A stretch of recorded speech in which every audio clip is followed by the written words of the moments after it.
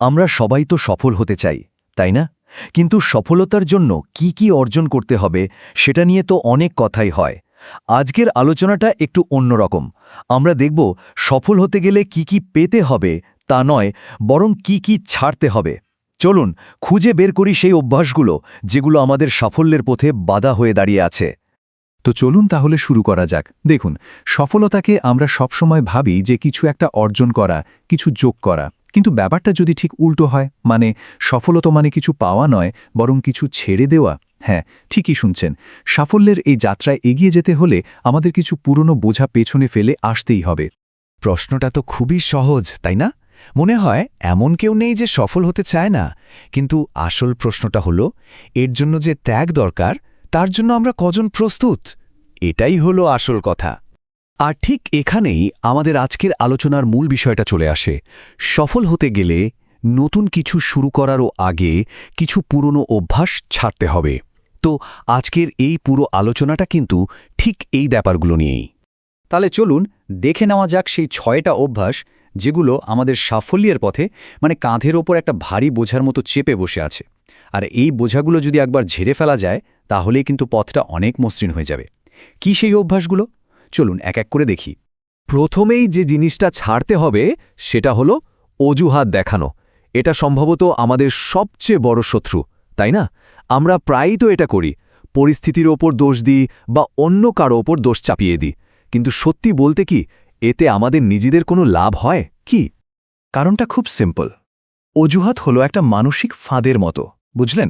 এটা আমাদের মনকে সান্ত্বনা দেয় যে আমার কোনো দোষ নেই, সমস্যাটা অন্য কোথাও।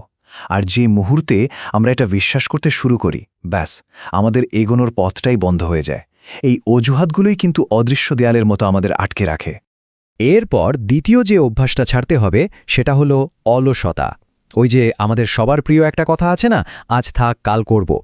এই একটা ভাবনাই কিন্তু আমাদের বড় বড় স্বপ্নগুলোকে অঙ্কুরেই নষ্ট করে দেয়।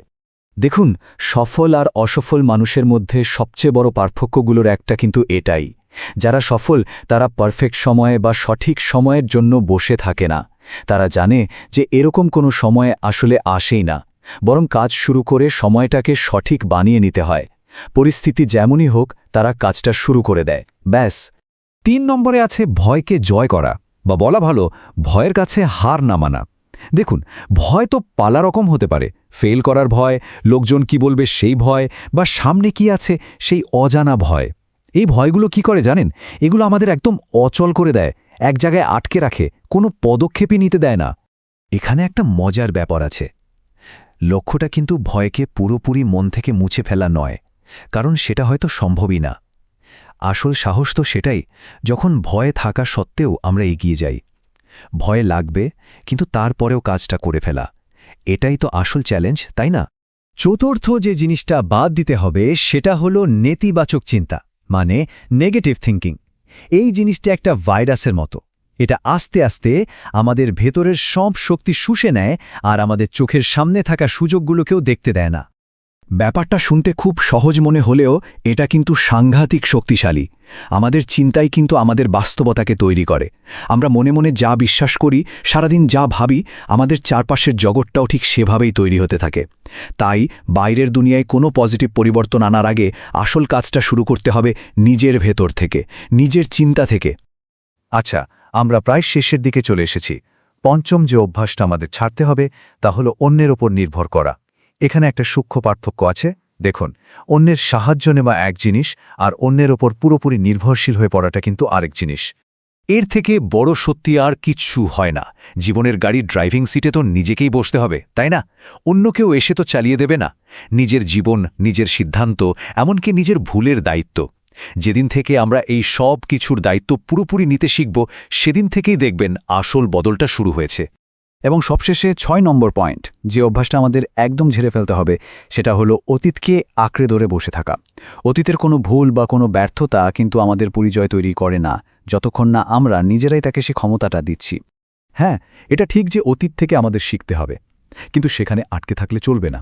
আমাদের সমস্ত ফোকাস, সমস্ত শক্তি লাগাতে হবে আজকের দিনের ওপর, কারণ আমাদের আজকের কাজগুলোই কিন্তু আমাদের ভবিষ্যৎটা কেমন হবে তা ঠিক করে দেবে।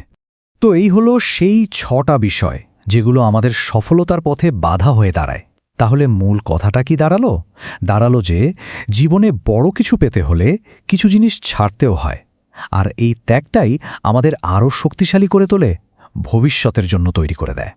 এটাই কিন্তু আমাদের পুরো আলোচনার মূল কথা। ত্যাগ ছাড়া সফলতা আসে না। যত বড় সফলতার গল্পই আমরা শুনি না কেন, তার পেছনে কিন্তু একটা ত্যাগের গল্পও লুকিয়ে থাকে। অজুহাত ছাড়ার ত্যাগ, অলসতার ছাড়ার ত্যাগ, ভয়কে জয় করার ত্যাগ, এই ত্যাগগুলোই হলো সাফল্যের আসল ভিত্তি। তাহলে এই আলোচনা শেষে একটা প্রশ্ন সবার জন্যই থাকল। নিজের সাফল্যের যাত্রাকে যদি আরেকটু এগিয়ে নিয়ে যেতে হয়, তাহলে এই 6টা অভ্যাসের মধ্যে থেকে আজ কোনটা ছাড়ার সিদ্ধান্ত নেওয়া যায়?